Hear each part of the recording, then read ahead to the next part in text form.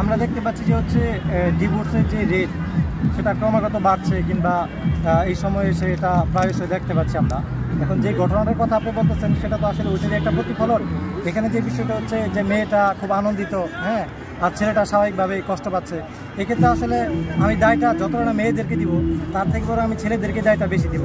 কারণ হচ্ছে আপনি একজন ছেলে যখন সে তার কষ্টের পরিশ্রমের টাকা দিয়ে যে সে যখন বিয়ে করতেছে বা কাবিনের জন্য সেই টাকাটা ধার্য করতেছে তখন সেই টাকাটা কিন্তু সে দিয়ে দিচ্ছে। অর্থাৎ একটা মেয়ে বা একটা ছেলের ক্ষেত্রে বলতে পারি, যখন তারা একটা রিলেশনে থাকে তখন সে আসলে কোন মেয়েকে বা কোন ছেলেকে সে আসলে কোন মেয়ে বা কোন ছেলেকে পছন্দ করতেছে এই বিষয়টা কিন্তু গুরুত্বপূর্ণ।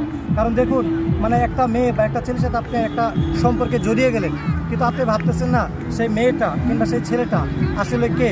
মানে এমনটা যেন না হয় যে আমি 6 মাস হলো বা কয়েক মাস হলো পরিচয় হলো আমি বিয়েতে চলে গেলাম, অথবা সেই আমার কাছে যেটা মেইন কনসেপ্ট আমি যেটা বলার চেষ্টা করতেছি যে এই ডিভোর্সগুলোর ক্ষেত্রে ছেলেরা অনেক বেশি অসচেতন থাকে। এই অসচেতন থাকার কারণে সে প্রথমে যখন একটা মেয়েকে দেখে তার হয়তো ভালো লাগে, সে ওইটার উপরে অনেক বেশি বিশ্বাসী হয়ে পড়ে। কিন্তু সে যদি অনেক বেশি সচেতন থাকতো যে সে কার সাথে সম্পর্কে জড়াচ্ছে, তার পরিবার কেমন, তার পড়াশোনা কোথায়, সে কোথায় পড়াশোনা করতেছে, এই বিষয়গুলো যদি সে ভালোভাবে অবজার্ভ করতো, সেই সম্পর্কের ক্ষেত্রে যদি সে অনেক বেশি সচেতন হইতো, তাহলে কিন্তু এই ধরনের ঘটনা ঘটতো না। আর একইভাবে আমরা জানি যে এই ধরনের কিছু ফ্রড প্রত্যেকটা সমাজেই থাকে, সেটা আমরা হয়তো এখন ভিডিও ভাইরাল হয়েছে বলে দেখতে পাচ্ছি।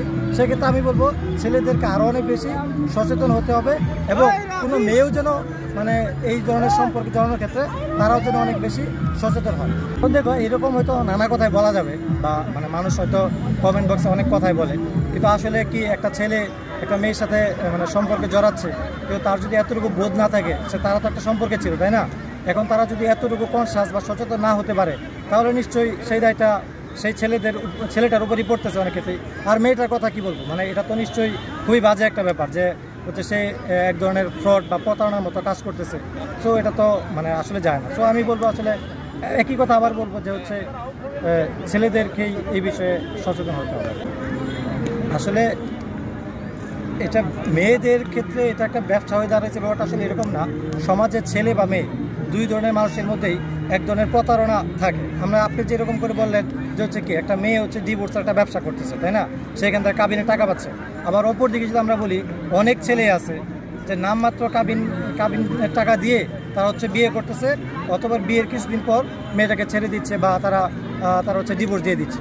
দুইটা পার্সপেক্টিভে কিন্তু আছে। সুতরাং এখানে আপনি মেয়েদেরকে বলতেছেন যে মেয়েরা এই ধরনের ব্যবসা শুরু করছে, কিন্তু উল্টা যে চিত্রটা, ভিন্ন যে চিত্রটা, সেটাও কিন্তু সমাজে আছে। সুতরাং আসলে সমাজে প্রত্যেকেই ছেলে বা মেয়ে দুই ধরনের ব্যাপারটা কিন্তু ফ্রডের কিন্তু কোনো জেন্ডার হয় না। ছেলে হতে পারে, মেয়ে হতে পারে। মোট কথা ফ্রড ছেলে হতে পারে, মেয়েও হতে পারে। তো এই ক্ষেত্রে আমি বলবো যে শুধু মেয়েদেরকে দোষ দিচ্ছে ব্যাপারটা এরকম না। এই চিত্র ছেলে এবং মেয়ে উভয়দের মধ্যে আছে। সেক্ষেত্রে আমি বলবো ছেলে এবং মেয়ে উভয়কে আরও বেশি সচেতন হতে হবে। আসলে কি দেখুন, একটা বিয়ে তো অনেকগুলো পার্সপেক্টিভ আছে। একটা হচ্ছে আপনার প্রথমত পার্সপেক্টিভ যেটা হচ্ছে ধর্ম, তাই না?